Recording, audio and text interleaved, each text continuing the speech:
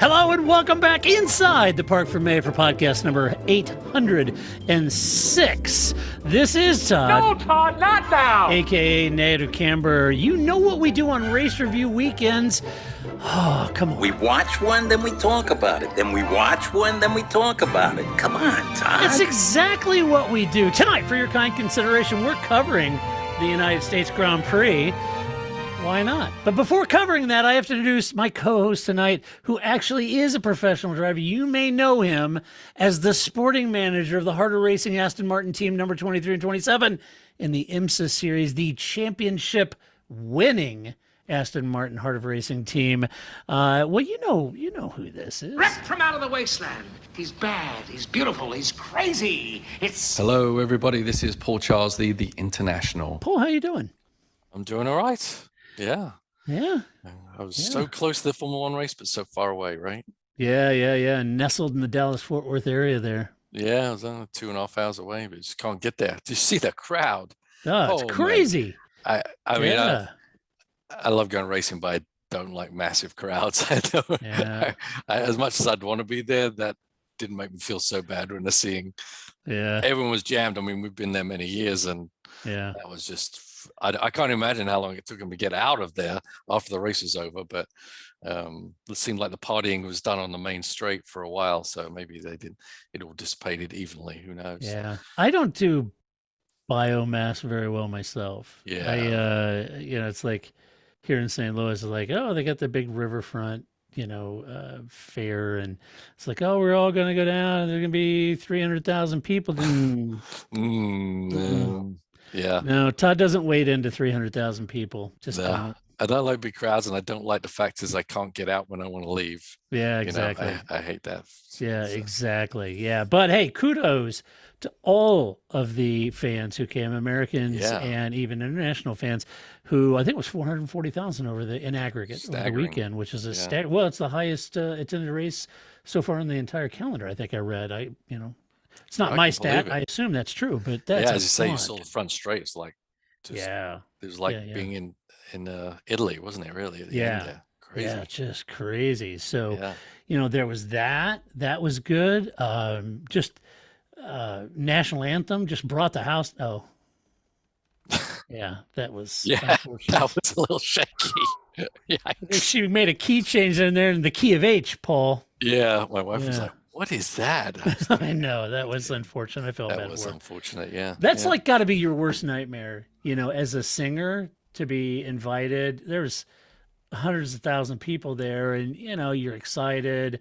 You go. In her defense, look, it's not you've spoke at a track, whatever, with the echo and the delay and all that. Oh yeah. And it gets confusing, a little, and you're hearing all the slapback delay, and you're being singing. able to hear yourself properly. From being in a band, if you can't hear yourself, then you're like shooting in the wind, really. So I do understand it if it is that, which is why they've never asked me. No, they never asked me either. But anyway, I feel sorry for her. But everybody was just teeing off on her. I was like, oh, I kind of understand. Absolutely. But so anyway, so we had that. We had Shaq show up in that ridiculous car. Mm-hmm. So that was fun. We had Brad Pitt show up. He was a peach. Yeah, wasn't he a peach? Yeah, wasn't he just? Evidently, he's doing a Formula One movie, and yet, not endearing himself to the Formula One group. I don't know what the hell he was doing. But I feel like now it's just so you have two camps. You have the superstar Hollywood people and everything that flood in and they walk through the grid like they're walking on water. And then you've got the hardcore Formula One fans. Whenever they snub Martin Brundle, I mean, it's just all out attack on whoever the star was. Yeah. You don't do that to Martin Brundle, and it's now it's become it's almost like a sport for F1 fans. Yeah. It's weird. Yeah. Well, it does make itself apparent who's there because they're like into F1, who's there just to be seen. at an F1 Yes. race, right? So, Yeah. So, and you would think, as I posted, you think a guy who's trying to make a movie about F1 would. Well, here's the thing: you could be a Hollywood star, and I get it. You're the bomb, and you're busy, and all that stuff. But you would think their handlers would make damn sure, right. they knew who was who, and when the broadcast channel for the world practically goes on their Sky, and Martin Brundle comes up to talk to you, how you come across as snubbing him is not good. And you're going to millions and millions of people. Yeah. It's weird. Yeah. And it's also painful because, as Martin Brundle's written about, Yeah. he hates doing them anyway, Yeah. Yeah. so he's like painfully doing it because it's Yeah. just part of his deal, but he doesn't want to do it as much as the other guy doesn't want to answer his question. But geez, Right. come on. Right. Now they've become almost comical, but Yeah. So well, hey, let's set the table for this race review, shall we? So, first of all, the weekend started out with a lot of politics about the cost cap breach, but much of that, pretty much all of that hubbub, which was reaching a feverish pitch by Friday and Saturday morning, all of that was pretty much shocked into silence when it was revealed that the Red Bull co-CEO Dietrich Mateschitz had passed away on Saturday. It became really a shadow over the entire weekend. And, by something like that happens, obviously becomes instant motivation for the team to win for Dietrich. And in his honor, and certainly as if Red Bull needed any motivation, but they were motivated. And it's just sad. I guess I'm just gonna have to get used to it. I'm expecting way too much from humanity these days. Once again, the vile comments online celebrating his passing. Really? People, oh yeah, it was just heinous. That is brutal because that guy's done a lot for racing in general, a lot for a lot of sports, a lot for a lot of people. Yeah. I mean, from my side, we're doing a little competition and things with the hard racing and bringing in and been developing young drivers and helping them along, like Roman and Alex along the way, kind of thing. So it's kind of part of our DNA in the hard racing team, and it's always been a part of DNA with me, formerly working in a racing school. Yep. Helping people come from the first time they ever drive a car to maybe racing car to winning to being successful or even a pro. So I mean, it's just something that part of it's I love, and Red Bull have been so massive on that side of things. Jeff Westphal, who we race against now, and he was a Red Bull driver at one point, not for a long time, but that whole system kicked through a lot of people. The ones that made it, we see them in F1. The ones that didn't make it still got a massive boost from being a part of that system. Huge. Even for the short while they may have been in it. It gave them opportunities they never would have had. And it's all to do with his leadership and passion for racing. And so I don't care who's winning on Sunday, whatever, but this guy did a heck of a lot for a lot of people, and he had the true passion for the sport that we all hold dear. So it is upsetting that he passed away, but doubly upsetting that people are sending those kind of messages out because of his death. That's just it's horrible. Just tragic. These people have missed the entire plot of how massive Dietrich's investment in F1 has been since the early 2000s. I mean, I'm parroting Sky Sports, but there's 8 of the current drivers on the grid owe their careers to Dietrich and Red Bull. He bought 2 teams. In one Jaguar team in 2004, Minardi in 2005. So when you own 2 of the 10, you got 20% footprint on the grid. He revived the Austrian Grand Prix, has promoted hundreds of careers in motorsport, as you say, not just Formula One, folks. Motorsport, 2 wheels, 4 wheels, aviation, whatever it might be. But he has sponsored hundreds and hundreds of careers and promoted them. And in dozens of other sports that they invested heavily in. And he was a non-manufacturer. So we're not talking about Ferrari, Renault, Mercedes, Honda, that kind of thing. Dietrich was one of the most powerful people in F1, apart from Bernie Ecclestone at the time, I mean, he's and even the people that he directly helped, but there's a lot of other drivers that got indirect help because the Red Bull system inspired other systems to be created. Young driver programs. I mean, every team now has a young driver program. No team had a young driver program before Red Bull started. Right. So right. It's just, yeah. And you know, he didn't have to do any of it. And I would argue that he did it the way that an incredibly great leader did. He did it quietly and humbly, and certainly didn't have to spend that kind of money and time and investment into the sport and motorsport in general, Formula One in particular. And that's why a few years ago when everybody was saying, when Red Bull was really upset about the Renault engine and reliability and all that, and everybody, you know, I'm assuming that a lot of Mercedes fans, but everybody's like, oh, don't let the door hit you on this. It's like, no. And I made a point. You can go look at my editorials from back then. You know, don't,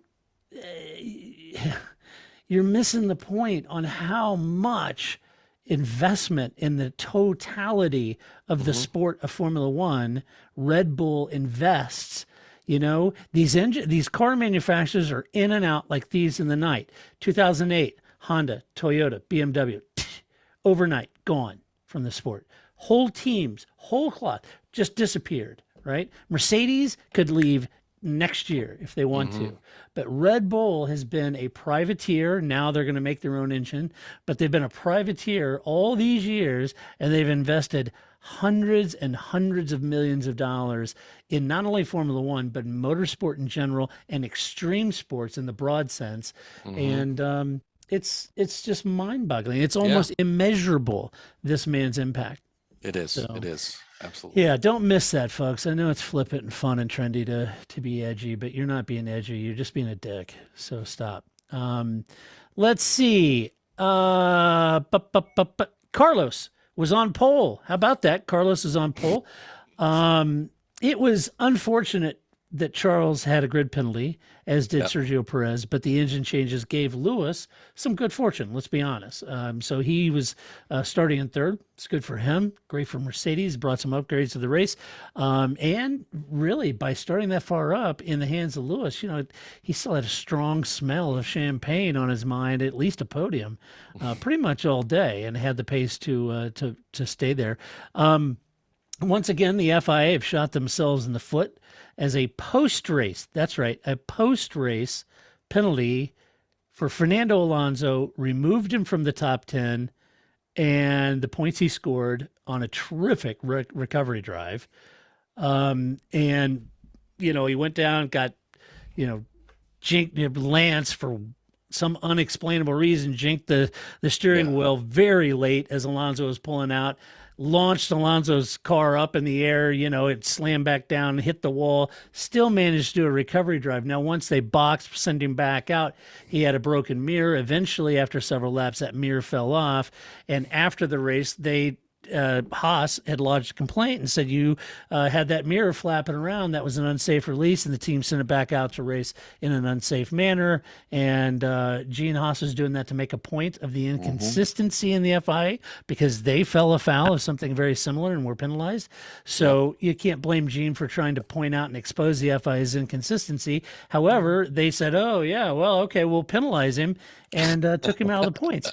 And at that point, and I tweeted this, and I, you know, got a lot of retweets. I guess it resonated with a few people out there. But Paul, my question was, if Alonso's loose mirror was dangerous enough to incur a post-race penalty for unsafe release, then why wasn't it dangerous enough for the race to actually call a virtual safety car? Is the mirror laid in the middle of the track for the rest of the race down a high-speed straight? You know, that's a mirror. That's dangerous. And they never called VSC to remove it. Yeah, at high speed. Yes. Straight. I mean, that's at the terminal speed there. You run over that thing, you can spit it out or cause some... I mean, we were talking during the race about it. I'm like, I don't understand why they're not running a virtual safety car. Very easy to get that back in. And wouldn't really halt the race for very long at all to get that mirror back in, but they ran the whole race. It was like 1976 all over again. I didn't, you know, they're so inconsistent with everything they do. I don't understand who's leading the ship at the FIA, and I'm not blaming my old schoolmate Paul Drury, who I saw a couple of times on TV. He used to be in my class at school, class of 25 people, and he's now working for the FIA. I saw him on the grid, so it's pretty funny. But I'm not blaming him, but the rest of them are just making a mess out of literally everything. None of them made sense. I mean, the purpose of that penalty, or to call that penalty, which is what they did to Haas, was call your guy in and fix the car and send it out to be safe. They didn't do that to Alonso. That's their bad if they thought it was not safe. That penalty is not in place to penalize a driver. It's in place for the safety of all the drivers out there racing at that moment in time. Right. To implement a after race penalty is ludicrous and pointless. Yeah. It's not the purpose of it is to make the people safe. They allowed everyone, if their perception is that was an unsafe car, they allowed that car to circulate through the whole race in an unsafe manner without calling anyone on it. And also, as we said, leaving the actual debris from that car in the middle of the road for anyone to hit who happened to be on that side of the road. So, I mean, I don't know how much more wrong they could be, quite honestly. I don't either. I was trying to think of equivalents, and I'm having a hard time coming up with it. You know, I'm a American football fan. I'm a Chiefs fan, and we played the 49ers and beat them 44 to whatever, 20-something. And I was thinking, well, that was the final score. Now, what happens? The referees, after the race, they sit down and review the entire game and then look for penalties and then come out and say, oh, yeah, we missed that call. Oh, that was really bad holding. Okay, we're going to assess penalty there. And then what do they just come out and just take points away after the race? I mean, it's ludicrous that they're coming out with a time penalty so long after the race for something that should have been executed during the race. The impact for having a loose mirror and releasing a car that was unsafe would have been manifest during the race, right? Giving Alonso time to recover from the stop. But as it is, you just yanked him out of the points. It's a shame because Alonso's recovery after nearly being launched airborne was a fantastic accomplishment. It was. And keep in mind, folks, Alpine's in the fight for best of the rest, and Ocon was at the very back trying to make his way. So Alonso needed these points for the team. This is a gut punch for this team, right? Yeah, absolutely. I said the penalty is not a breach of the rules penalty. It's a safety concern to bring your car in. They're not bringing Magnus in the end when they call him, well, he's been a bad boy. He knocked a little piece off his wing, so he's going to have to come and pay for his mistake. That's not what that penalty is. It's literally a safety for the people out there. So it's I don't know where they're pulling these people from who are making the decisions, but they can push them back in if they for all they can. It's crazy. Well, Gunther Steiner lodged the complaint, not McLaren, as you might have suspected. They're in the battle with Alpine, but it was actually Gunther because I think he's trying to expose the FIA's inconsistency. Yeah, and I don't blame them for calling it. I certainly blame the FIA for having that knee-jerk reaction and even contemplating that as a post-race penalty. Yeah. I mean, I'm not blaming Gunther. I get it. He's fed up with the inconsistency, and he's had it. So, we've been saying this since 2005. The FIA needs to sort itself out with a standard officiating crew for consistency. The old model rewarding car clubs a stewarding role in return for their membership and a vote for Muhammad isn't working anymore, folks. The sport is too big, too complex, too exposed for that old school process. The FIA, I'm really wondering just how fit for purpose this is right now. It needs to be examined, right? Yeah, absolutely. All right, let's jump in the race. Red Bull up top. Max Verstappen taking the win. Sergio Perez in P4. Max had a good start thanks to Carlos being punted around. He took the lead. He actually got the lead. He had a better start than Carlos. So he was ahead of Carlos into turn one. When he boxed, he had a dodgy wheel gun. That dropped him back to third behind Charles Leclerc and Lewis Hamilton. But in reality, Mercedes had thrown the undercut at him. And Max's radio message and tire struggles were kind of real at that point for that second stop. And in fact, I kind of felt like, and I was watching those times and that second restart and the stop, and I was watching, I was thinking, Lewis isn't overcooking his tires trying to stay on Max, but he's not dropping back, and he'd actually reeled him into about 1.6 seconds during that undercut. And despite the wheel gun, I'm not even sure that Max would have got out ahead of Lewis. I think they had a great in lap and a great out lap. And he managed the tires really well. Lewis has been known to do that. So, despite that, as dire as that sounds, it's not. Max, when he finally got the fresher tires on, and the mediums, no less, the Red Bull worked a lot better on the mediums. With those fresh tires, plenty quick. It allowed Max to basically hunt down both Leclerc and Hamilton, pass him, make the passes, and even claw out a 3-second gap to Lewis across the finish line for his 33rd win, 13th this season. That's record equaling with Sebastian Vettel and Michael Schumacher. And that secured the 2022 Constructors Championship for the team on such a sad weekend for the team. So I think that was really good. All barring that, I think that there was certainly a lot of pace in hand Max had, and he executed for sure. And that dodgy wheel gun, was not fun, Paul, but overall. Just beautiful. Yeah, lovely. He said lovely. Lovely. Yeah. That's a little disappointing. You don't say that stuff.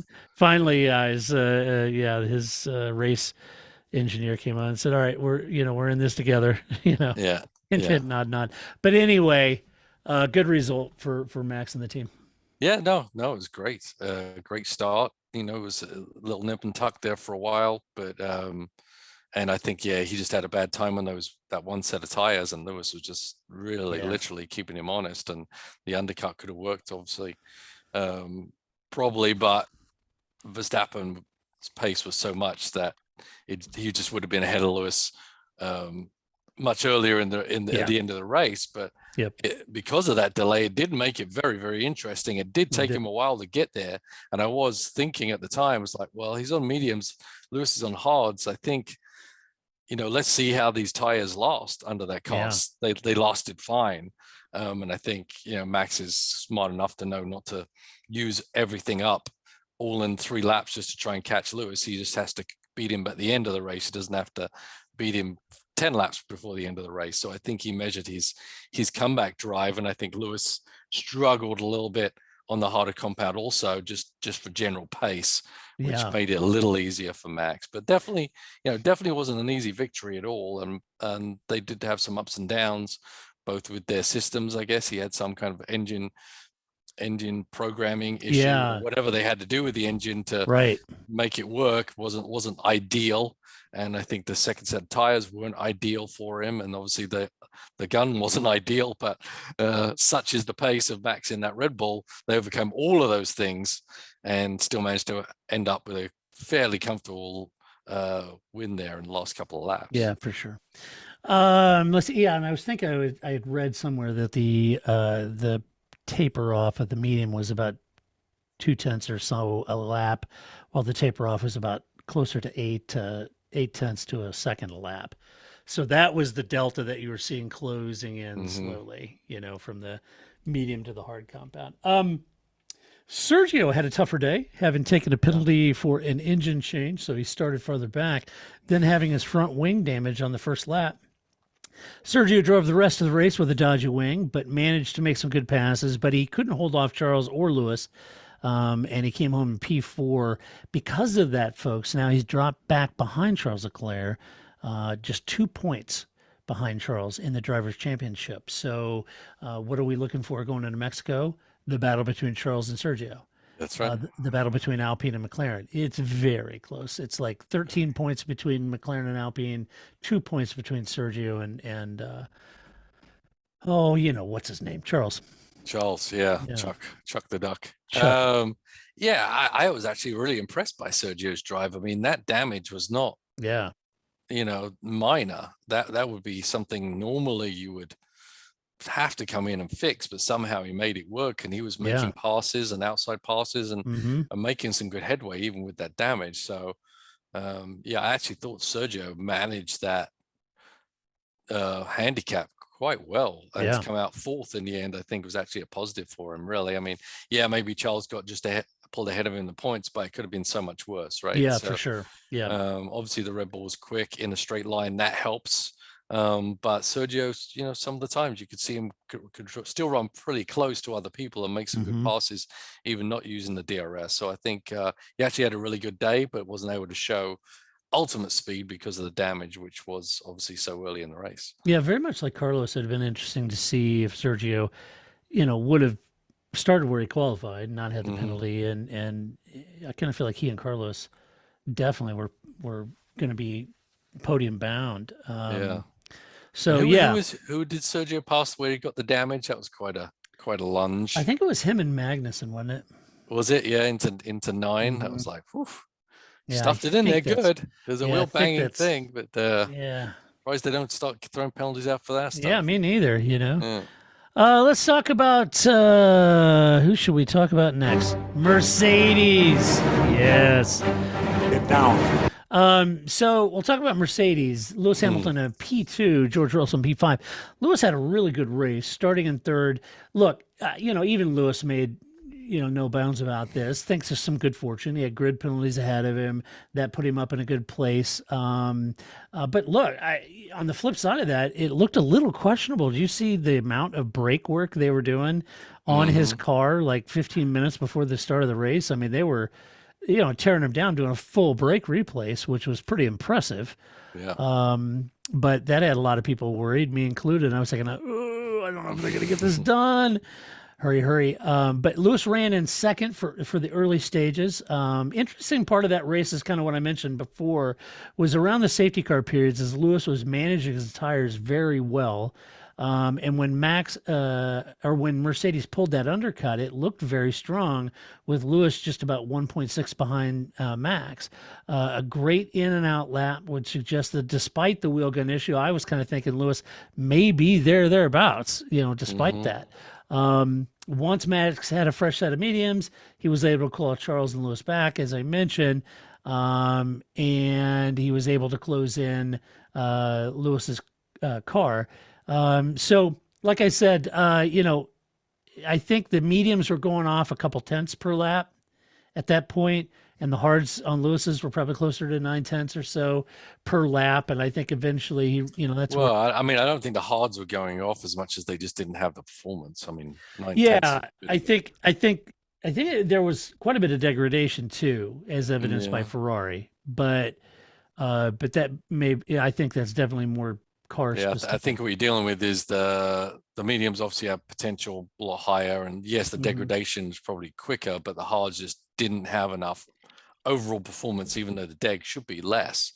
Yeah, right. Right. True. That they just didn't have enough performance to match.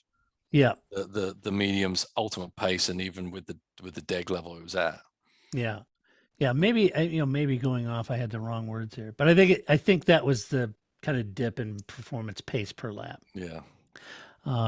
Lewis was realistic, saying that it was really down to good fortune of Perez and Leclerc having penalties, Carlos being punted out of the race, and he was within a sniff of a win. But ultimately it was a podium. I don't think a win was in the cards there, although I think that Red Bull on the hards was struggling, and I think once it got to the mediums, it made it a lot easier for Max. But nonetheless, great result. And on the flip side of it, it just would suggest that some of the upgrades they brought seemed to work pretty well. And I think Lewis said as much. Yeah, I think it was actually pretty encouraging. I wasn't expecting great things from them this weekend, honestly. Yeah, I wasn't either. Lack of straight line speed, which is not helpful at this track. Also, how the cars, as you remember, the nightmares of the first few races of the year, over bumps, etc. And Coda has, as it's evolved, has become quite a bumpy circuit. Although they've resurfaced and fixed bumps, and so it didn't look too bad. But I still thought that car would struggle more than most over the bumps. So I think them being so close was actually a massive gain for the Mercedes car. Yeah, right. At this track. So that just bodes well for the last few races, also their development of the car for next year. Yeah, I agree. And, if you didn't get enough Danica Patrick, she'll be in Mexico too. Yeah, I've had enough of that. So that always prying, always probing for the detail. When she, after the race, had asked Toto Wolff, he had said they'd learned some stuff about this car, that they figured out what they did wrong, which was a good move by her. And he said, well, I mean, quite honestly, we thought we could run the car on the deck and we can't. So they got to figure out how to fix that. But I think you're right. I think it bodes well in some of those development pieces if they are moving in the right direction. And Lewis, had a great performance, as he's wont to do at COTA. He likes this track a lot, and he tends to do very well here. And it's fun to watch. You can attack the corners here, and we know that's, when we had him and Bottas, two different styles, Lewis just excelled at corners where you could just attack him. So. Yeah. He's like Max, like Seb. They all like pointy cars. Let's see. George had a tougher day coming together with Carlos Sainz at T1 on lap 1. While he apologized, he said got out of the car after the race and went and apologized profusely to Carlos and said he deserved better than that. I did think Anthony Davidson did a really nice job of describing the actual incident in detail at the Sky. Yeah. What do they call the board thing? But anyway, right. I was listening to the other version with I'm sorry. Yeah. So, as he's wont to do, Anthony Davidson. I'm the president in good standing of the Anthony Davidson fan club. I really like Anthony. I think he does a really good job. Yeah, and he tries to do a very professional job. He reminds me of McNish, and he does. Absolutely ability to cut everything down to everything. Yes, totally. Yeah. And Alan McNish is stellar at that. They can both actually share each other's clothes because they're both about 5 foot tall, right? Yeah. So anyway, Carlos had Max in front, running out wide, as kind of Anthony was describing. So then I went back and watched it again, kind of the onboard. I think Anthony's spot on. So remember, Max got the jump on Carlos. He was going into turn 1, hit the apex. Carlos was on the outside of him. Max hit the apex and was drifting out wide to the side of the track. So Carlos was going to try to pinch that, turn in sharply to come in underneath Max, which conversely then as they went down the hill would have been on the left-hand side outside of him, right? But he tried to pinch that. So you've got Max running out wide, Carlos coming in a little bit on the outside, tries to pinch, come around and through. Unfortunately, when he turned hard and went back towards the center of the track, there was George. And George was coming with Lewis on the right-hand side. George is coming into the apex and also trailing out towards the side of the track. George, in Anthony's description, I don't think George thought that Carlos was going to come back hard into the center of the track. Well, why would you? Yeah, and George would have thought that he would have stayed on the outside of Max, and George was gonna tuck up right next to him on the inside, right? And keep in mind, it's lap 1, turn 1, right? Yeah. Unfortunately, they gave him a penalty for it, and so George got that 5-second penalty. And everybody I saw was tweeting, "Oh yeah, that's good. Well, it's first lap. So that's 5 seconds, probably representative of first lap type of thing, and for the offense." But I'd question the need for a penalty, as both were equally sort of contributing to their fortune. And I think Anthony tried to allude to that very politely, Paul. But how did you see it? Yeah, no, I mean, I heard Brundle was saying, "Oh, it's an obvious penalty," and I usually agree with Brundle. I couldn't disagree more, honestly. Yeah. I mean, you look at every angle I saw from it, George was following the trajectory that everyone follows from the apex out. Yep. And Carlos wasn't. Carlos went out and then he made an erratic change of direction. Yeah, it's in his right to do that, but it's not George's fault that he ended up turning into George. I see it more that he changed direction, turned into the front end of George. George couldn't, no matter what George was doing, he was in the corner, he was following up a pathway. It wasn't a dangerous pathway. He was following a pathway that all the cars go, and Carlos did something abnormal, and there's no way you can just suddenly pick your car up and move it over one spot.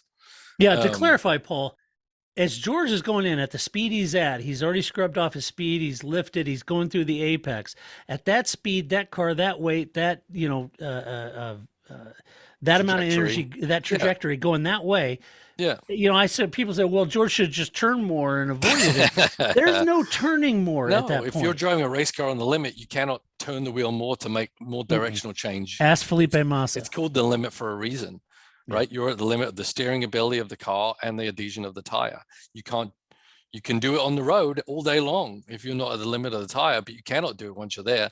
And that's what a racing driver does. He drives at the limit of the tire. You cannot make those change directions. Carlos, in order to change that direction, had to do something with the throttle to make the car react differently. And so it's a double whammy. He changed direction and kind of arrested his speed just a smidge.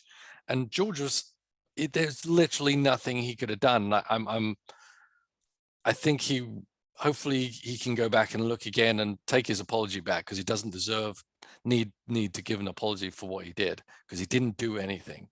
And I don't know, Carlos shouldn't be penalized either. He got penalized by the contacts and he was out of the race, but it was a racing incident, but it definitely wasn't penalty worthy for George. Absolutely not, 100%. No, I didn't think it was either. I think it was a first lap racing incident, to be honest with you. I think they're both culpable. Everyone's jockeying around, but I said George was set. You're in the apex out. You're trying to get them squeeze as much power and speed out of that corner. You can't change direction like that. Yeah, I mean, and it was so last minute anyway. Yeah, I don't think, and even if you tried to do it, it wouldn't have worked. So. Right, and it all happens in a fraction of a second. Yeah, So, and George is hitting the apex and drifting out just like Max did. Same line. You watch from the overhead and you see the pathway of all the cars going from the apex out there. George is absolutely in step with every other car except Carlos, who changed direction. Yeah, right. Well, let's talk about Ferrari. Charles Leclerc, P3, Carlos Sainz, a DNF. Tough day for Carlos. Spun at turn 1 after being hit by George, and after being mugged by George at turn 1, Paul. And this gave him a radiator leak, and they retired the car. Surely I kind of felt like a podium was in the cards for Carlos at this point. Let's talk about Charles. He started in P12, Paul. Had a good recovery drive to the podium, but despite Max's wheel gun issue, he wasn't able to hold off the Red Bull or make a run at Lewis, which I think is a little bit more interesting than not holding Max off. Charles struggled, as they have all year long, folks, with that long run tire degradation. They cannot get rid of the tire degradation. And yet again, this is the reason he had nothing for Lewis or Max in the second stint. Unfortunately, Charles has been struggling with that tire deg most of the season, and it's a real performance issue for Ferrari that they've got to work on in 2023. It's a tough one, Paul, because on one lap, they can and have been quicker than the Red Bull. Yeah. But trying to solve that long run pace issue with tire deg is a Herculean task. And the fact that he couldn't make a run at Lewis and Lewis was comfortably holding the Ferrari off, that would concern me a little bit. Yeah, it does. It's the tire deg versus pace is really the deal. I mean, to compromise your tire deg, you have to compromise your ultimate pace. As you said, they've shown great pace for a few laps and then fall backwards. Well, in my view, it means Ferrari aren't willing to compromise their ultimate speed with long time performance. They've got to give up something to get something. So right now, at least anyway, they would have to give up some of that peak performance to make the whole stint be a bit more competitive. But it's their philosophy doesn't seem to be working that way. Maybe they're just trying to fix it while still keeps pushing and having that kind of pace, which I'm not sure is even possible. It seemed like it was interesting when he was staying with within the DRS, he was kind of using that to kind of beef up his competitiveness, but once he fell out of the DRS, he fell back pretty quickly. Quick. Yeah, and you could hear him back there. You could. Yeah. Even above the roar of the 440,000. 440,000 Lando Norris fans there. They were a lot, weren't they? You sure a lot of cheers when Lando made a pass, that's for sure. If you're Daniel Ricciardo, definitely Lewis Hamilton, who has been the social media darling for years, Daniel, who everybody loves, I'm telling you, Lando Norris is starting to eclipse all of them, man. Yeah. He's got a massive following. He does have a massive following. Yeah, it's huge. Speaking of McLaren, let's talk about your friend Zach's team. Lando Norris P6, Dan Ricciardo P16. Lando got caught in traffic during that Sainz Russell tussle. You like that? Sainz Russell tussle.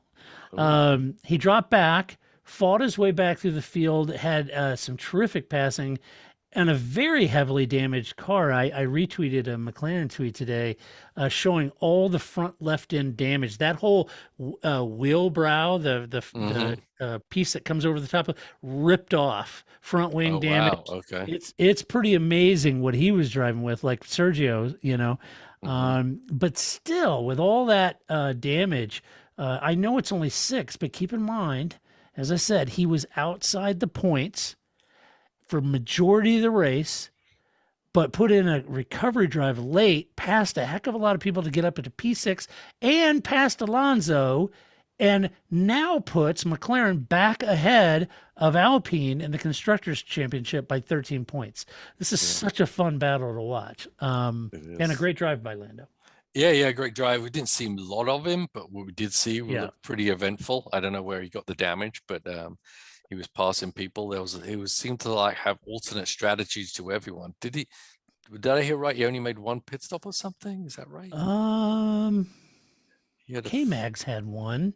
Okay, maybe it was. For some reason I thought it was Lando. Say some stuff and I'll go find out. Yeah, he just seemed like he was running alternate strategies to the whole rest of the race, quite honestly. And so when he was behind, he had two-stopper. I'm sorry, he had Paul. two-stop. Okay. Yeah, he started medium, hard. Okay. So he just seemed a little off strategy, but it seemed to work for him because he was able to ebb and flow and make repass and gain those positions, which he ultimately did at the end. He had some good pace there at the end as well, even with the damage. So yeah, he did. Yeah, important race to be in America for McLaren. There's a lot of ties there, obviously. So good for him. Yeah. By contrast. Where's that Frank Williams sound? I think we need to put it on Ricardo. Netflix are real buttons, aren't they? Yes. Yikes. By contrast, Dan said he didn't have any grip in the rear tires, sank like a stone all the way down to P16. Look, I understand Dan's charming personality. I think he's a great guy. I think he'd be a great guy to be around and hang out with, and it's all good fun. But Sunday was perhaps an obvious, I guess, let me put it this way. In the whole lead up, he was living it up. He was all over social media. He was everywhere having the greatest of time, yucking it up and all American and cowboy hats. He rode into the paddock on a horse, right? And it's all good fun. But Sunday may have been an obvious reason of why McLaren's putting that horse out to pasture. That was a pretty low. Yeah. I wouldn't give up on Dan. I don't know what the differences are or why he's so far off. We've seen a steady decline. Initially, we didn't think it was decline, but maybe it was a decline when he went to Alpine and then came to McLaren. It seemed like, the Dan from the heyday is just not there anymore. And I don't know why he can't adapt to different teams, or if literally, he's taking his eye off the ball, and you can't do that for very long in Formula One before someone's in there to take your place. So. Yeah, that's for sure. It's just almost like, I don't know. It's just almost like he had the stuffing taken out of him, and it just something. It's I so can't not place Dan. it. Yeah, I know. Anyway, speaking of Alpine, Fernando Alonso P7 now dropped out of the points because he got a penalty. But that's how he did finish. Esteban Ocon, P11. Esteban started from pit lane, so his recovery drive to P11, now P10 after the penalty for Alonso. So that's a decent run back into the points. That's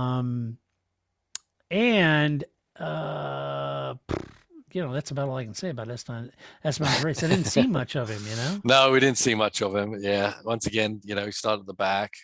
Another guy with semi-alternate strategy, but that seemed to work and come to fruition. It was quite a battle there he was having with the melee there, fighting for that extra point or the point.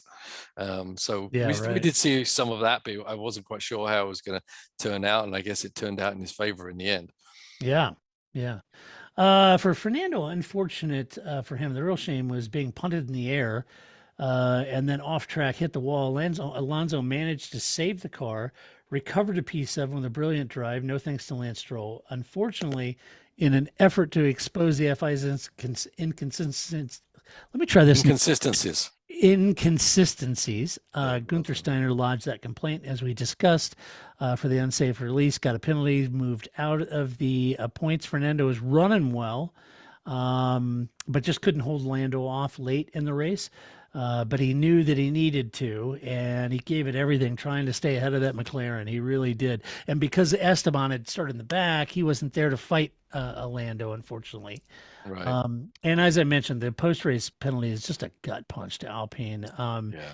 And they're going to, so you say, well, you're going to protest it. Well, a team isn't able to appeal a time penalty, but they can appeal. And what they're trying to appeal is the timing of the complaint when it was lodged. There is a window by which all complaints have to be lodged after the race, like 30 minutes or whatever it is. And this complaint was made like 24 minutes after the window had closed. So Alpine's saying, no, the time was there. Gunther didn't turn it in time. That's what they're hanging their hat on. We'll see. Yeah. Well, hopefully, because I think rightfully they should have that position back. Yeah, as I we do talked too. about before. I think it's a bunch of bull. But I will get, if we have an award for built like a brick shithouse, I think the Alpine's going to have it, right? I know. Holy cow. It seemed like you spun the Ferrari around with a feather and it was broken out of the race. The Alpine, it was pinballing across the back straight there and kept on rolling. It was nuts. I know. Nuts. And Alonso's the guy. We've seen him do it before, right? 2 wheels on my McLaren, and he's still rolling along. Yeah. And Alonso did a fantastic job. He didn't keep it out the wall, honestly, but driving the car, I can't believe it was a compromise in some way, but it didn't seem like it, because he had great pace and fought his way all the way to there, and he absolutely thoroughly deserves those points. Absolutely. What's that Alan Permain doing over there, making a dump truck of a car? Yeah. Man, way to go, Alan. They definitely awesome. didn't go to the newy side of things and make it so fragile till it breaks, then pull it back a little bit. But Yeah. Let's see, Aston Martin, Lance Stroll, DNF, Sebastian Vettel, V8. It's been an unfortunate race as both cars looked good all weekend long. Even in qualifying, they look good. As Leclerc and Perez recovered through the field, Aston was set for good points haul, even though Leclerc and Perez kind of made their way back through. But there was a good points haul on offer, but Lance threw all that away with a late blocking move that launched Fernando, his future teammate, off the track, and that ended Lance's race in a hobble, a big heap of steaming F1 car. That's a little weird. In the pen, when they interviewed him about it, he just scratching his head. He seemed completely discombobulated and completely confused as to what happened or anything. Yeah, well, I heard he said he gave Alonso plenty of room. Well, yeah, there's plenty of room to right, but you didn't give him enough time to move into that spot. That's there's the key. Room there. And there's time. Yes, time is a factor. Yeah, time is a factor. Pay attention, right? So, right. Stroll just he moved over after Alonso was already going that way, and that's all she wrote. His fault completely. It wasn't a massive, egregious move, but it was a move. It was enough. When you're moving at that kind of speed, as you say, time and distance is a massive factor, and time is Alonso incredibly had no compressed. time to actually react to what Stroll did. Yeah, I took a little quick video and posted it online during the race. It's just a jink, but it's there, and it's enough to move the car. That's all it takes. Yeah. When you're going left in a Formula One car 200 miles an hour, it doesn't take this. It takes this, and you're left. Like, you just have to think about it, and it goes that way. Yeah, almost. Yeah, it's like a horse that's reined. Yeah, it's neck reined. Let's see. Seb had a very long stop. Yes, 16-second stop, but he channeled his inner champion and drove like the 4-time champion he is brilliantly to pass several, getting back all the way up into the points, up to 8th. Had a fantastic battle with Kevin Magnussen. That was a lot of fun to watch, Paul. I mean, Vettel all day was fun to watch. It was. I know what you're asking yourself. You're sitting at home, go, where the hell is this guy? Yeah, where's this guy been for a year and a half? Yeah, no kidding, right? I think he's got a resurgence of enthusiasm for the sport and for his driving, and he's just trying to enjoy it at this point, and it's paying dividends, honestly. That is a mental part of it. If you're not, you're not supposed to be giggling and having fun, but if you're not getting anything back from it, it becomes a lot more of a mentally taxing game. Yeah. Right. Driving a car very fast and battling side by side with people. But if you can get through that and you can relax a little bit, and I think that's the point where he's at. He's kind of the other side of that edge. And now he's just literally every race is, I'm going to just enjoy the heck. I don't really, got nothing to lose. And I think sometimes that led to a lot of his mistakes was because he was so uptight about the situation he was in that he just made bad decisions and gripped that wheel too much. And right now he's gripping it with fingertips, and to overcome that deficit in the pit lane was astronomical. And to get all the way up to 8th was also, beyond what I thought it was capable of. Yeah, for sure. So I think it was a fantastic drive by Seb. It was great to see that the Aston Martin was that competitive. Yeah. And it certainly was in both those drivers' hands. So yeah, great to Vettel, and I'm happy to see him go out this way, because we've hated to see the Vettel of the past few years, where the Vettel of late. You just don't even want to look him in the eyes, because you're like, here's another one, another stinker. So yeah, it'd be good to go out on a high, and he deserves that. Let's see, Haas F1, Mick Schumacher P15 driving for his life. Kevin Magnussen P9 in the points. Kevin tried a one-stopper, which is brave indeed, and managed to claw into the points. But despite not being able to hold off Vettel late in the race, he did I say Mick? I meant Kevin. I'm sorry. Kevin tried the one-stopper. Very brave move. Managed to claw his way into the points. They favored track position, and they held on to that. Couldn't hold Vettel off. Unfortunately, his tires were pretty much shot by that time. So he finished P9, which is now P8 due to the Alonso penalty, thanks to his boss's complaint, I might add, to the FIA. So way to go. Getting Kevin even farther up in the points. Way to go, buddy. But a decent run for Kevin, back to the points. First points he's had in quite a while. Yeah. First shot the team have had it. Great as their home race, so to speak. I don't know how he did it with one stop, because it seemed like everyone was struggling, even with a two-stopper, to keep the tires underneath them. So something was working on that team. I heard the stuff about Mick before the race. Was it Gene Haas said you have to drive fast to score points and don't crash anymore? That's that took about a bad cloud to be driving under at that point, not the way to push people up. I just don't see the psychological benefit of speaking that way to people, certainly in a sport. I mean, yeah, maybe it's right, maybe that is the correct thing. You're black and white, Mick needs to do this, but that's not the way to inspire someone to actually do that. You gotta support them and be behind them, so that they can be the best they can be to get that result you want, rather than dictating. Mick's not out there trying to crash. He's not out there not to score points. He's always trying to do that, right? So by saying that is redundant and demoralizing. I agree. You got to uplift your drivers till you get to the point where you fire them. If you fire them, then fine.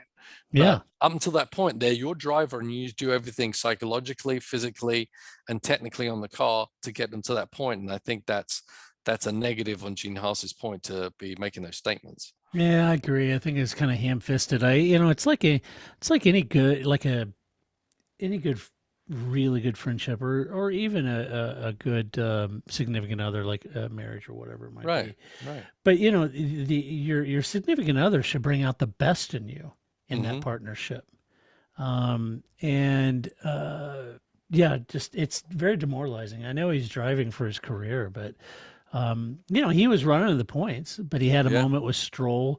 Stroll ran him out wide. I mean, Stroll was, getting around, wasn't he? I just think he had a bad weekend. He just seemed really confused. He ran wide. Stroll ran him wide. Then later, not to be outdone, the other Canadian decided to have a go at him, and Nicholas Latifi ran him out wide. And got a penalty for it. Yeah, and got a penalty for it. Yeah, this dropped him down to P15. So anyway, and that was a tight battle. So you get shuffled back like that. It's really difficult to come back. Yeah, it sure is. So kind of hard to tee off on Mick on that one. AlphaTauri, oh my. Another team managed or at least directed by Marco Helmet. Goodbye, good luck, and good riddance. There you go. AlphaTauri. Pierre Gasly, P14. Yuki Tsunoda, P10, now P9 after Alonso penalty. Pierre was in the points, Paul. Yes. Then penalized for being 10 car lengths behind the safety car. So that old canard rears its ugly head again. And when he did serve his time penalty, get this, the steward said he didn't do it right. So they gave him another penalty. So bad race for Pierre. Not happy, glazing brakes, weekend, can't get to Alpine quick enough at this point. Yeah, at this point, yeah, it was he had pace for sure, as you said, but everything was going against him, penalty wise, FIA wise, whatever. But I'm not sure what I understand the concept of the leaving too big a gap, because if you leave a gap, then everyone else is even further behind, and it's not their choice because they're not allowed to pass you. So I get why that's there in act. I don't think ultimately affected anybody's race at all, but so that's fine, I guess. But it was just unfortunate turn of events. I think was he on the cusp of track limits penalties too. So I just think he had a bad race, and as you say, he's definitely looking at the exit door right now to get out of there. Just a word of, not that Pierre, I'm sure he listens to podcasts, but yeah, I'm sure he does. It's not like we're like this, but you haven't had the best of years, period. Mm-hmm. And there is that year that we saw Pierre that was like right after the year after he got sort of demoted out of Red Bull. He came back that next year at AlphaTauri and had a hell of a year. Yeah. This year was not like that. No. So don't take this version to Alpine, or you're going to struggle. Take that other version of Pierre to Alpine, because you're going to struggle over there if you. I think what happened to Red Bull is kind of he's mentally a little fragile, but when he's on that run and he's mentally strong, he can do amazing things, which we saw him do. Right? We absolutely saw him do that. So yes, he needs to figure a way of keeping that mental strength more consistent, but he's very affected. He's a very affected driver, and once he goes down a certain hole, it's a little harder for him to come back than some other. It's hard to bounce back. Yeah. Speaking of an affected driver, the Ukester Yuki had a full-blown come apart on the radio to his team when there's a new one. Yeah, telling him not to race against Pierre, and he didn't like that at all. Yuki.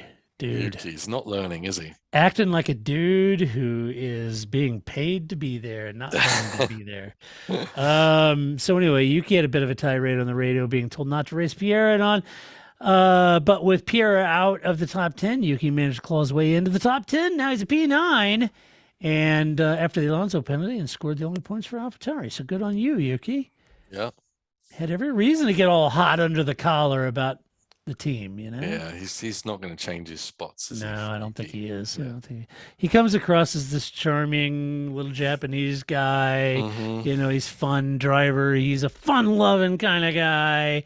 And then he gets on that radio, man, and he turns into a sailor mouth. He's like Veruca Salt the second. He is. Yes. Brutal. Let's see. Let's talk about Williams. Alex Albon, P12. Nicholas Latifi, P17.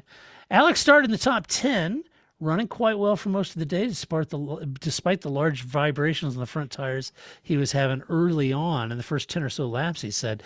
The team were aggressive with the strategy, but he had very high tire drag like Charles did. They just could not hold on to the points. They tried like hell to stay there, and he just couldn't pull it off, Paul.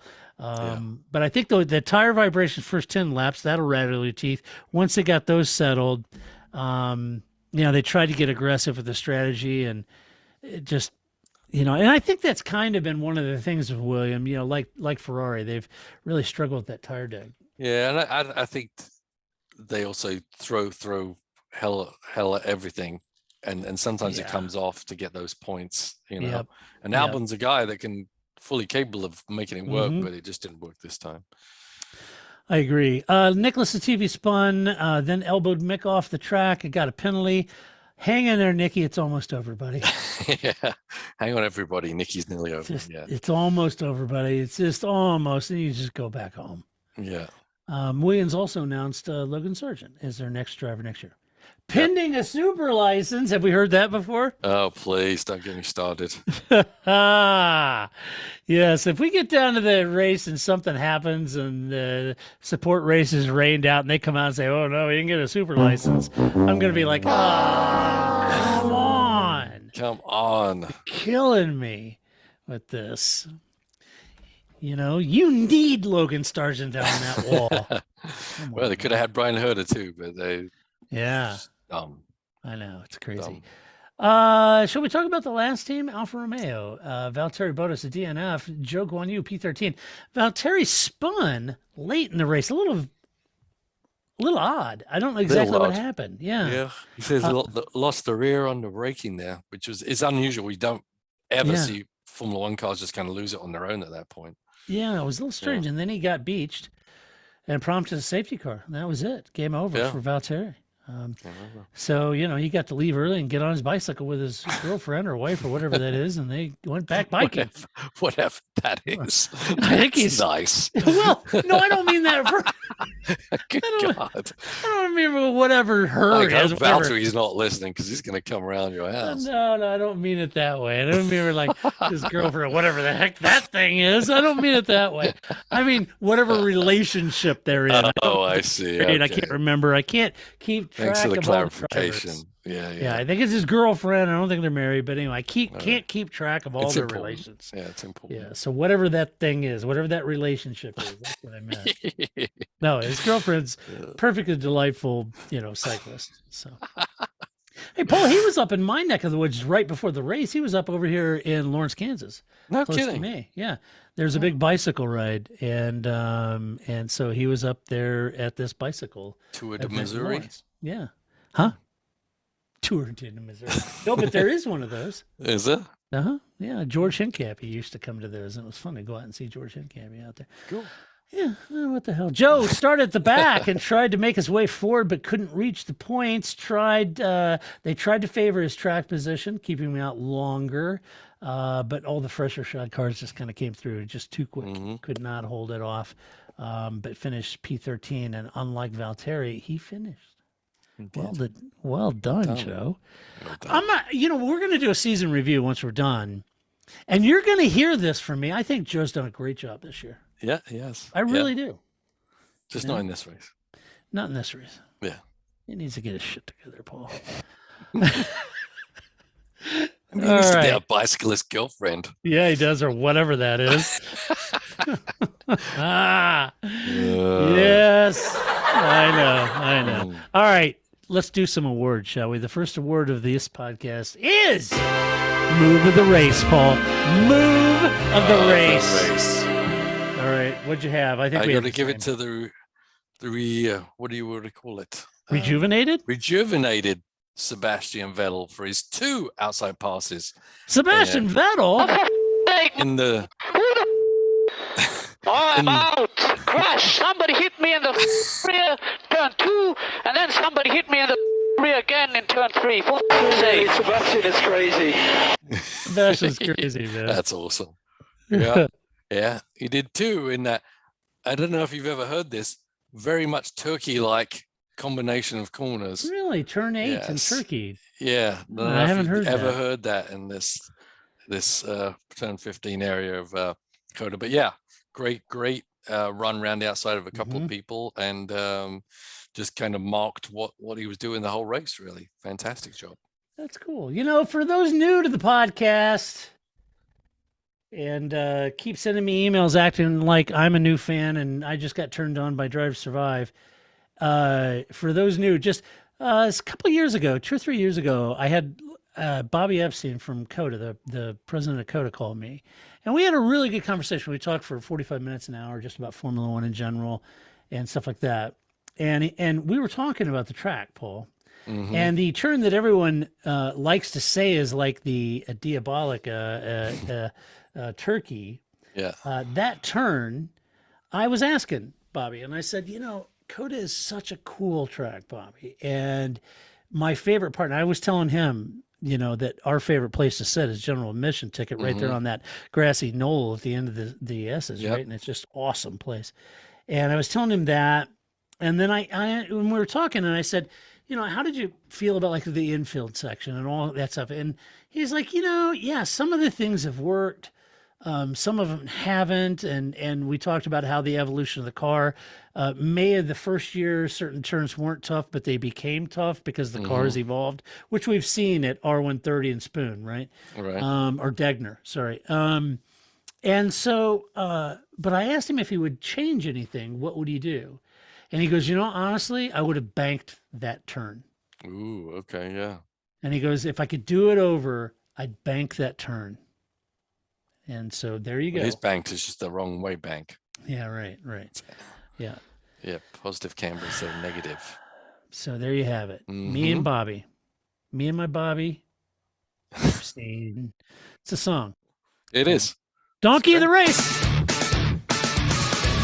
We'll do it live. All right, Paul. My wife had never seen that clip of Bill O'Reilly saying, we'll do it live. Oh, really? Do it. Can't do it. We'll do it live. I'll write it. We'll do it live. Effing thing sucks. He never heard that. Yeah, that was fantastic. So I had to play that for her. She was laughing. Oh, man, that is good stuff. Yeah, anyway. All right. Yes. So Donkey of the Race, who do you got, Paul? The FIA win, it hands down. Yes. You could give it to, maybe Stroll for his thing. But, I agree. I don't know how many mistakes these guys didn't make in a row, but they got the trifecta, I think. I think I'm going to single-handedly start this whole campaign on Eddie Everywhere. Yeah. I got hashtag Eddie Everywhere. I got people now posting pictures of where is he now? Where is he now? Making the hors d'oeuvres and over there, suite. weighing in the drivers. He's over there in the tech spec, measuring the wing. He's back in the radio booth, checking comms. He's standing at turn 6 asking people if they need directions. Yeah. He's in the grandstands. You need security? Is he drunk? You need to remove? Yeah, he's everywhere. Ice cold beer. Ice cold beer. Yeah. He's out there at that turkey leg place you and I saw with the donkey and the the guy is everywhere. So and it's like, dude, you have people to weigh the drivers. Go get your happy butt back in the headquarters and fix this stuff, would you? Yeah, stop grandstanding and getting on the podium. I know you're excited in your new role, but you're looking super junior league here. At least Jean Todt didn't pull that stuff. Yeah. I have criticisms of Jean, but boy. I also had Tim Cook. Yes. What was this, Paul? He looked like he was having the worst time in his entire life. You couldn't have had someone less enthusiastic about doing anything. That was wild, wasn't it? I mean, he was just kind of like this with the flag, and it was like, he wasn't even looking at anything. He was just it was like cars are going by. He didn't even look like he was like afraid of dropping the stick. He was literally just couldn't have been less thrilled to be there. I think one of those town hall meetings at Apple's got to be a real knee slapper. Yeah. Well, here comes Debbie Downer. I mean, the boss. Yeah. Bueller. Oh, I saw that the other day, by the way. Did you? Good movie. Yeah. Well, and that's where I never knew that's where Grace came from. Yes. Yeah. I didn't know that till I was watching. Yeah, that's where I got Grace. Yeah. Yeah. That's right. Fantastic. Yeah, and that's why I always say when Ross Braun, when he said, Formula One moves pretty fast. Life moves pretty fast. That's you don't stop and look around once in a while. Also, you could miss it. So, boy. So I had the Tim Cook. Unfortunately, it's like Tim. I don't know if it was ESPN or one of the other blogs or somebody. And I'm sorry, I'm not slighting you. I just literally can't remember who it was, because I would absolutely give you all props for it. It said had a picture of Tim Cook kind of waving. It goes, well, Tim Cook technically waved the flag. Technically is right. And then I also had Lance. I thought that was in poor taste to run your new future teammate into the wall, into the air. It has begun. It has begun. Yeah. Lance, letting everyone know, including Alonso, hey, big boy, you're coming to my team. My dad owns a team. This is my team. I'm not going to give you an inch. Not going to give you an Literally. inch. All right, drive of the race. Good God. Woo! We'll do it live. All right, Paul. Give it to my buddy Vettel again. Yeah. Got to do it. Alonso had a fantastic drive, I thought also, but I just love the turn of form Vettel had, and I really enjoyed everything he did in that race. And it's not easy to pull yourself head and shoulders above other drivers at this level, but he did it. I know. He was incredibly motivated. Free practice. It's called free practice. Who gives a I have a lot of good Seb clips. So, all right, I got to be different you on this one. You pick Seb. I agree with you. Although I could pick Lando Norris, who I think had a critical clutch result, getting ahead of passing Fernando Alonso and getting ahead in the points and delivering Zach Brown a 13-point lead in the Manufacturers Championship heading into the last 3 races of the season. I think it was a good drive. And then obviously I agree with you, Alonso. I think he had a great race. Yeah. There you go. All right, let's do some mailbag. You've got mail. Let's do it. All right, Gary Davison. Hey, Gary. How you doing? Gary says, hi, Grace, Paul, and Todd. Hey, Gary, it's Todd with 2 Ds. That's okay. First time caller, frequent retweeter. Yes, you are, my friend. You're a good man, Gary. Don't let anyone tell you otherwise. Is there such a name with Todd with 1 D? There is.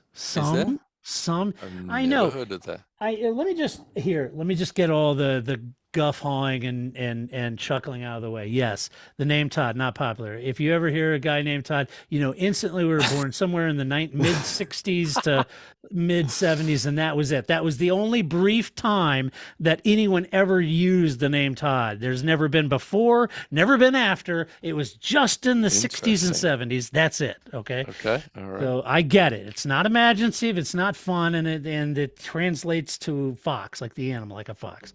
Yeah. Yes, which of course is me, Paul. Okay. Dashingly handsome I am. Well, I'm glad you're not upset about that. No, I just want to get all that out of the way because I've heard all the jokes and guffaws and chuckles and stuff. Okay. So, and I get it.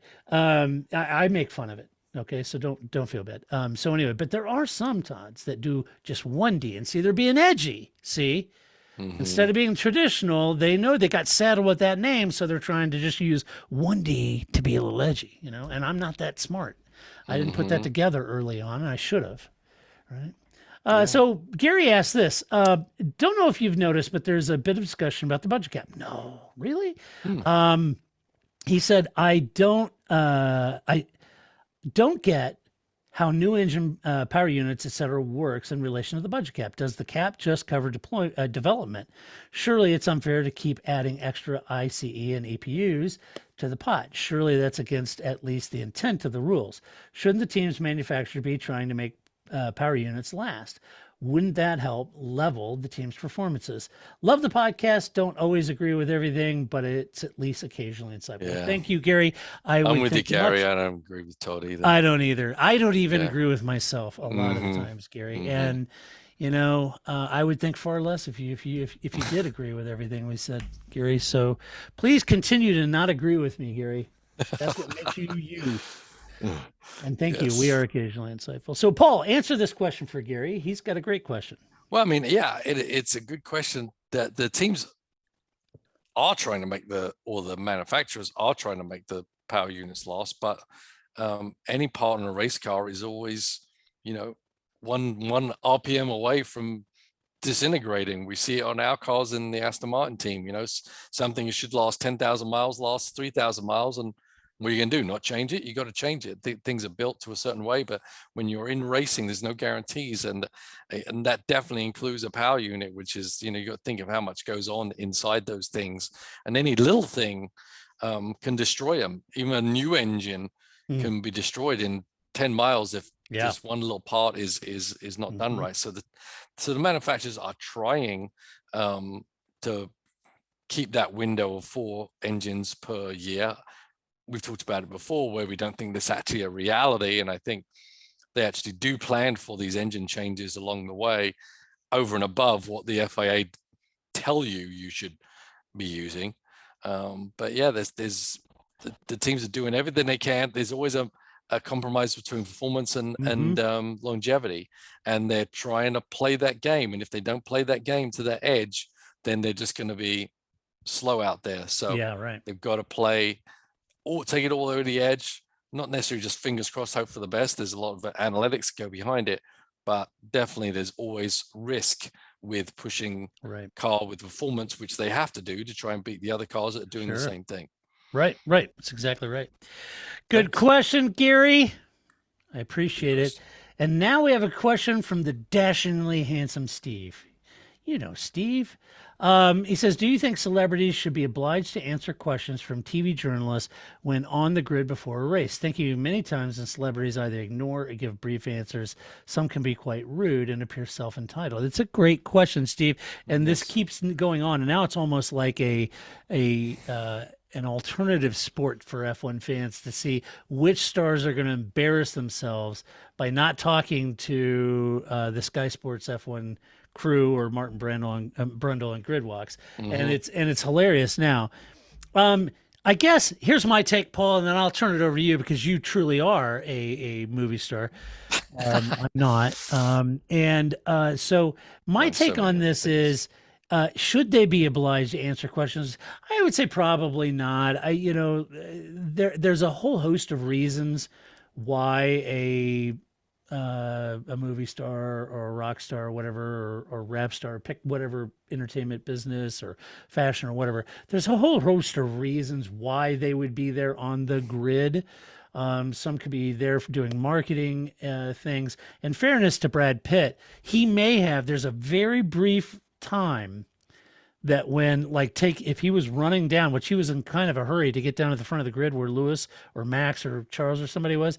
So if you're a star and you want to meet Lewis or whatever on the grid or go out and do a grid walk, there might be a brief time where Lewis parks the car during the formation and gets out before he goes to the bathroom or whatever.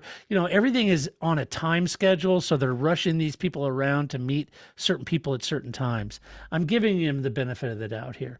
In other cases, they're just being rude, and they'll only talk to, you've heard this too, they'll only talk to certain media, right? So if Sky comes up, they're not talking to Sky. They're only talking to this media because that's the agreement that was made, or who knows. There's all these different permutations of who they will and won't talk to, and depending on what the marketing is, who's paying the bill, and what the agreement is. So, but you could make that, and an easy way to do that is say, if you get a pit pass, you have to talk to anyone and everyone. Yes. If you go on the grid, you have to talk to any of the news outlets, So easy to do. Yeah, I just think there's no place to being rude. Doesn't matter who you are, where you're from. Yeah. I mean, think of how many people would give their, firstborn away to be on the grid and be able to walk amongst all their heroes. Right. And you got these people that just kind of waltz in because they're famous, not because they're avid Formula One fans. And they should feel themselves privileged to be there. And if they don't want to be there, or they aren't that interested in Formula One, then don't show up. I just don't. I think, and certainly if you go there, you should go there with an amount of knowledge to know who the players are in the game. I agree. Yeah. And Martin Brundle, I would much rather sit down and have dinner with Martin Brundle than have dinner with Brad Pitt any day. Any day. So let's give some respect to people, which you should always give respect to everybody. You should. Right? Yeah, I mean, it doesn't matter who you are, where you are, what the situation is. Give your respect for people. If someone's asking you a question, you know who you are and what you're there doing, then you got to open yourself up. You put yourself out there in spotlight. It's not like you're at the grocery store and, you're just trying to get the best, can of green beans you can. You're out there being a star. And so you should hold yourself to a high degree and be polite and open yourself up to things. So I don't think there's any excuse or any point where you shouldn't answer questions or be open. Couldn't agree more. You know, I've been in the IMSA pits. Most, by and large, are super nice. Yeah. Roger Penske would have spent an hour sitting there talking with me. Right. Couldn't have been a nicer guy. This is Roger Penske, right?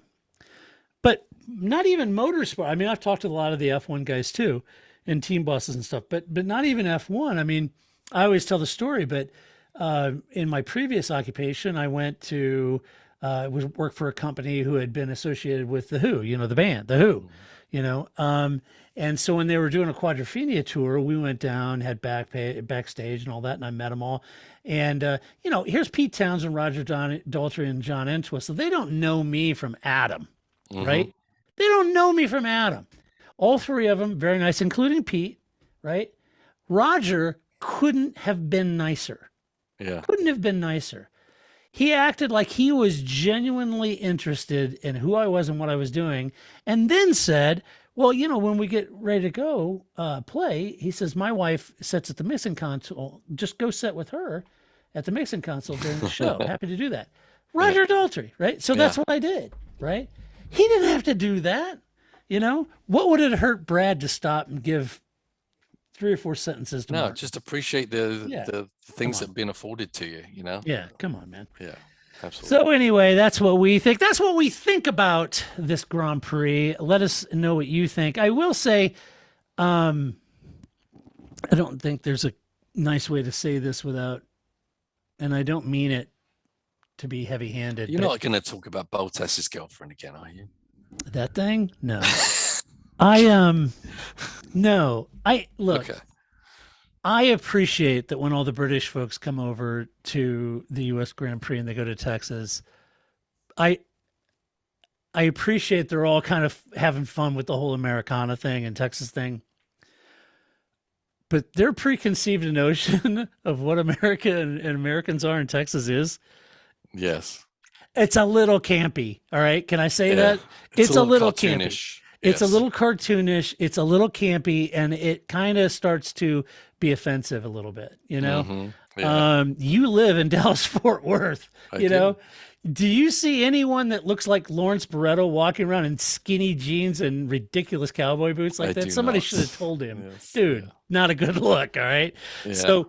So just for all the British folks in Sky and all the press and all that stuff, we're not quite like that. This isn't like a Howdy Doody show, So anyway, might just tone it down a little bit. Yeah, just a wee bit. Just a wee bit. So anyway, all right, that's what we think about this. Go to theparkferme.com. Share your opinion. Just tell us what you think of this Grand Prix and what you thought of the shack. And then also, if you like this podcast, here's the deal. YouTube. Go to our YouTube, watch this, hit like, share, and ring in the bell icon, okay? Because apparently that's supposed to help us. Oh, I don't know how it does. The bell. But it's supposed to. Yes, the bell icon. Never seen it. Yes. So go hit the bell icon. Okay. It's like everybody's talking about I don't do enough social media and outreach and self-promotion, and everybody's chewing my backside for it, and I apologize. So YouTube viewers, go there, hit the like, share, and share it to everybody you know, and hit the bell icon. Podcast, go to iTunes, Apple iTunes, Apple Music, give us a good rating, give us a really nice rating, or on your favorite podcast player, give us a good rating over there. If you like the podcast, go over to Patreon. There's a link on our website at the bottom left or on the right-hand side, and you can support us there, and we'd be incredibly grateful because we could not and would not do this podcast without our Patreon supporters, of course. And so there you go. But Paul, precious few days. We're going to be back yet again, this time next week, talking about the Mexican Grand Prix. And Sergio, yes, we don't care that you're Mexican. We think it's awesome. Speak about a crowd, right? We've gone from Japan to the US, which is phenomenal, and then to Mexico City. Very crowd centric. Yes, for sure. All hanging on to that Rodriguez brother DNA in Formula One. It's awesome. I love it. Yeah. So, all right. So this is when Sergio takes the Drivers' Championship back from Charles Leclerc. So here's his opportunity. But anyway, we will be back next week and do it all over again. And until that time, this is Todd, a.k.a. Negative Camber, saying so long. That's it, man. Game over, man. It's game over.